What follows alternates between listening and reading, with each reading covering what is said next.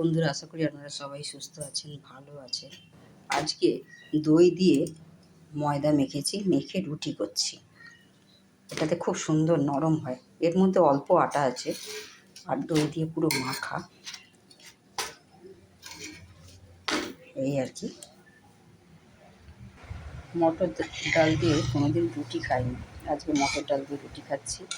এর সঙ্গে পেঁয়াজ শসার স্যালাডটা থাকলে আরও বেশি ভালো লাগে।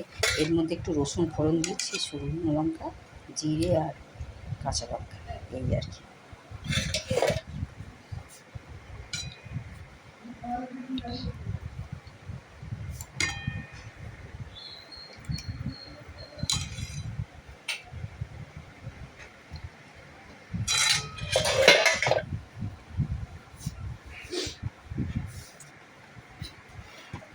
দিয়ে ময়দার রুটি, মটর ডাল আর স্যালাড দারুণ লাগে খেতে। এর সঙ্গে একটু আচার হলেও ভালো হয়, লঙ্কার আচারও আছে, তাই আপনাদের সঙ্গে একটু শেয়ার করলাম।